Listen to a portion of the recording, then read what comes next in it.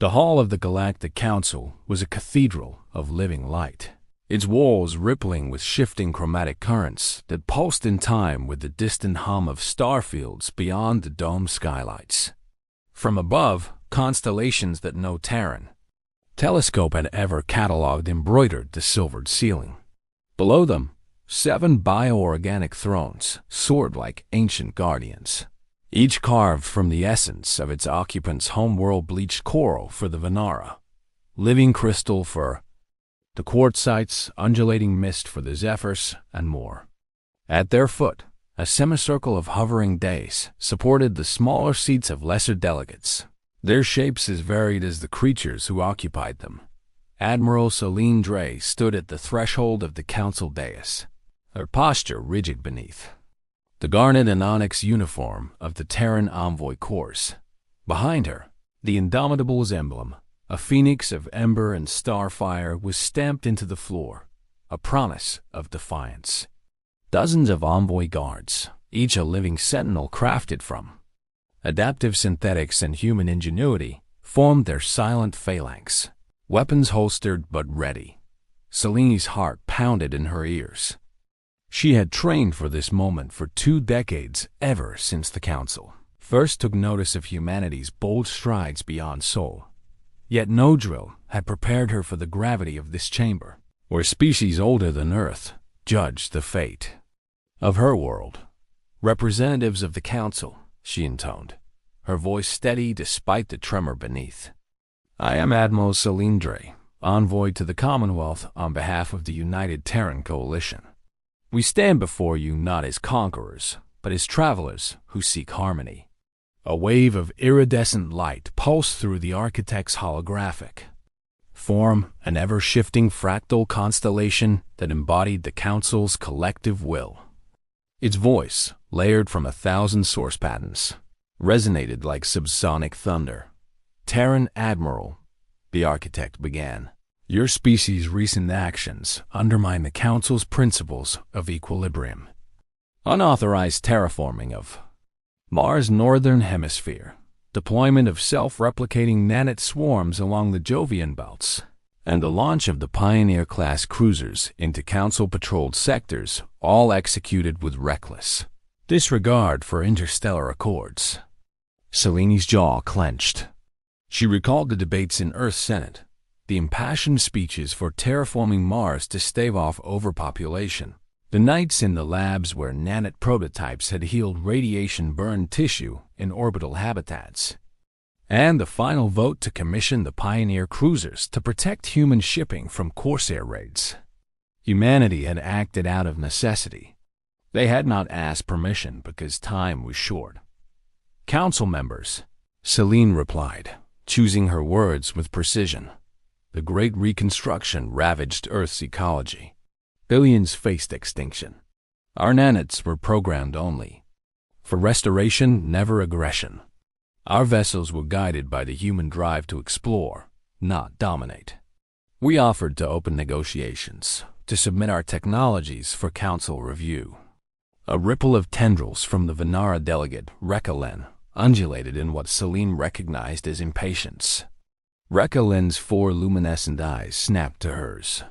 "Your Council emissaries were repeatedly denied docking rights," Celine continued, "their surveys deemed intrusive. We waited. We warned. Yet suffering mounts on stratified worlds. Council inaction is an action of its own." Silence hummed for a heartbeat, the architect's fractal form contracting and expanding as if weighing her plea. Then the chief consul, a towering sapphire obelisk of the quartzite enclave, tapped its crystalline spire. "Your justifications fall on deaf ears," the consul intoned, voice like shattering gemstone. "Expansion without oversight cannot be tolerated. The Council upholds order above all. You have left us no choice." Celine braced herself as the architect's image fractured into shards of violet. "By decree of the Galactic Council, you are hereby exiled from Council space. Deliver all jump-capable vessels, surrender your FTL coordinates, and return to the Sol system by the end of this galactic cycle." Failure to comply will render you hostile to all signatory races. A thunderous chorus of clicks and chirrups rose from the lesser deus voices of minor races rejoicing at humanity's downfall. Celine felt a spark of defiance ignite. She straightened. "The Sol system is our cradle, but it is not a prison," she declared. "We will not retract our advances, nor will we abandon the billions who depend on them. If the Council seeks to bind us, we will break those bonds." Shock rippled through the hall. The architect stuttered, its harmonics warping. "Recolens." Tendrils quivered. Even the impassive crystals of the quartzite console flickered. "Such insolence!" hissed the Zafara delegate, her form a billowing silvery mist.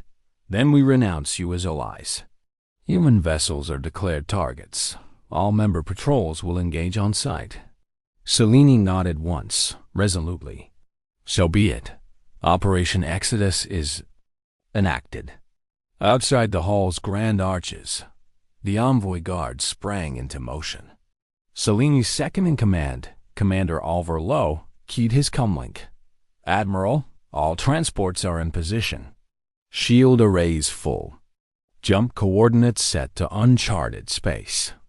"On my mark," Selene replied. She raised her hand toward the council dais. "Now." Simultaneously, every envoy guard activated their adaptive cloaks and plasma discharges. From hidden ports in the floor, the Indomitable's escort corvettes erupted into the chamber, hulls shimmering as they phased through the facade. Across Council Plaza, the transport's vessels of sleek, aerodynamic hum lifted off, their thrusters blazing like coal-red blossoms. The Council's defense grid, calibrated for conventional assault, faltered. Within moments, torpedoes of charged antimatter streaked across the plaza, detonating in silent nova bursts that scattered Council guards. The floor rippled, crystal shards floating upward. Selene's warp drive sang, "Initiate quantum tunnel." She ordered Dot in an instant. The flagship phased out of reality, leaving behind fractured light and the echo of her declaration. "We will carve our destiny among the stars." Hours later, the bridge of the Indomitable was a flurry of activity.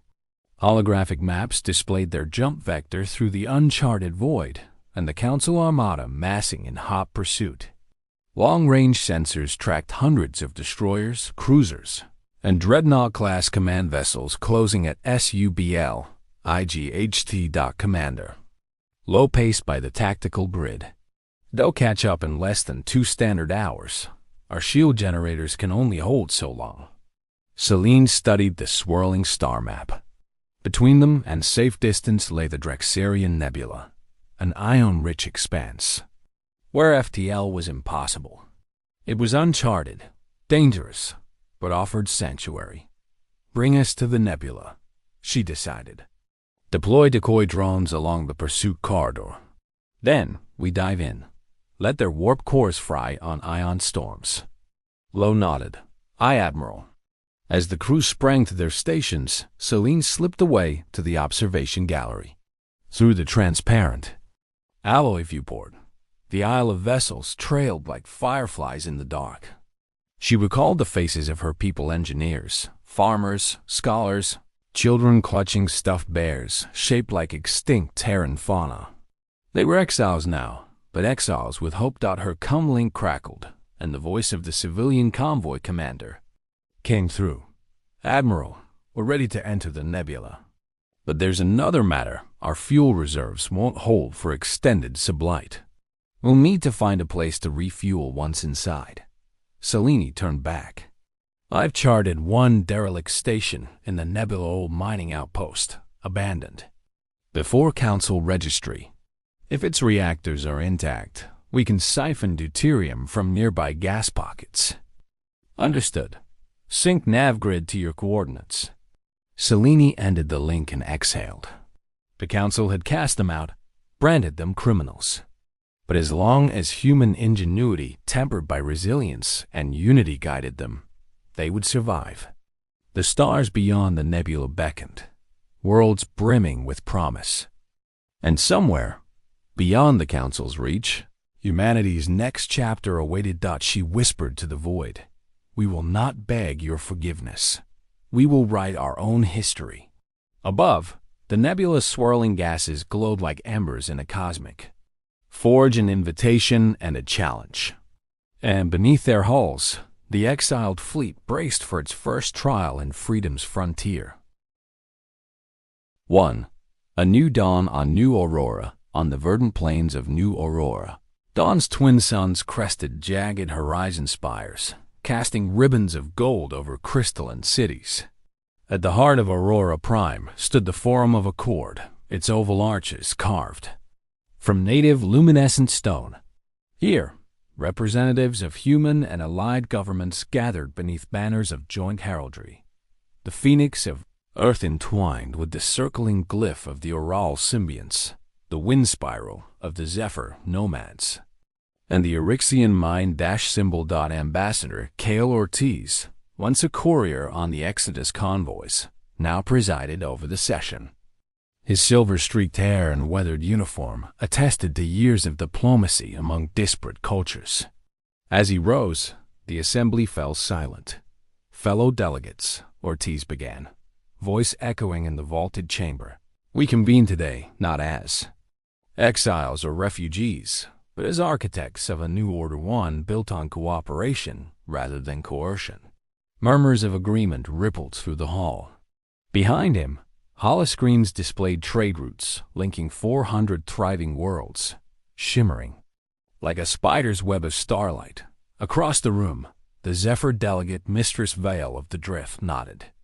Her tendrils of mist curled around a crystalline orb as she spoke. "In 2 centuries, we have healed worlds, turned dead planets into gardens, and orphaned species into partners. This federation stands as proof that unity outlives tyranny." Ortiz smiled. "Today, we set our course for the next frontier, the Draxarian expanse, where rogue starstorms conceal uncharted systems. But first, we must address the shadow lurking behind us. 2. The Council's reckoning, hidden within the Council archives of New Aurora, lay forbidden Council records, retrieved by Eryxian psionic scouts. These logs spoke of the null singularity, a weapon of unimaginable power, designed to collapse entire star systems into quantum oblivion. Its test site lay deep within Council Prime, the original Council seat. Admiral Leon Reyes, Supreme Fleet Commander and hero of the Outer Rim, stood before her command circle in the steel-walled war room of the Erebus. Holographic maps of Council. Prime's defenses soared mid-air. "We know the sinew chamber is protected by tri-layered antimatter shields and pulse-reactive nanite swarms," Reyes briefed her officers. Her steel-cut jaw and calm, amber-eyed gaze belied the gravity of her mission. "We cannot confront the Council directly. They outnumber us 10 to 1. But with surprise and precision, we can neutralize the null singularity at its core." Across the semicircle, Tactical Chief Myra Dov pressed a datapad. "Our Eryxian navigators have charted a blind corridor through the supernova ruins northwest of the capital. It's unpatrolled, but the ion flux is deadly. We'll need cloaking dampeners and aural bioshields to survive entry." Engineer Commander Talon Rue tapped his gauntlet. "My teams have engineered phase-chaff drones. When deployed around the Erebus, they'll mimic our warp signature, drawing patrols away for precious minutes." Reyes folded her arms. "We go at cycles, turn 48 standard hours. Brief your crews. Godspeed." 3. Operation Dawn's Edge, the interdiction point. The Erebus drifted within a pocket of dead matter, invisible to conventional sensors. Reyes, cloaked in an adaptive field suit, led a strike team of Aural symbiotic biologists, Zephyr scouts, and human commandos. Each carried specialized gear: viral injectors, psionic dampeners, and magnetic disruptors. They breached the outer hall of the sinew chamber on silent jets, bypassing plasma barricades by rewriting control node algorithms. Inside, Concentric rings of antimatter coils glowed like frozen lightning. Nanite swarms, sensing intruders, swarmed in electric clouds. Now, Reyes barked. Biologists unleashed the cascade virus engineered to rewire nanite directives. The swarms, overwhelmed, turned inert. With robotic precision, Reyes and her team planted variable phase reactors along the core's quantum filaments as they retreated. The chamber convulsed. Wave after wave of collapsing entanglements pulsed. Outward. In the distance, the Council's dreadnoughts erupted caught in the reverse energy cascade. The Erebus, cloaked and stealthed, slipped into the breach. 4. The turning tide, outside the dying heart of Council Prime, human and allied fleets surged. Signal flares laced the void like banners of revolt. Fleet Admiral R.N. Vega, commanding from the flagship Resolute, issued the universal transmission. Citizens of the Commonwealth, hear our plea. The Galactic Council's reign ends this cycle. We fight not for vengeance, but for the chance that no race ever be silenced by fear again. Join us or stand aside. One by one, sectors drifted from Council control. The Venara Collective surrendered their armada rather than face collapse. Quartzite enclaves ordered ceasefires as their crystal thought networks flickered under quantum strain. Even the Architects' Holographic Council fractured, its members debating the path of reconciliation. 5. A new unity weeks later, in the Great Basilica on Earth Reborn, as the heart of the Federation Ambassador Ortiz unveiled the charter of the new Concord. Stained glass windows portrayed scenes of the Exodus, the Draxarian Nebula Voyage, and Operation Dawn's Edge.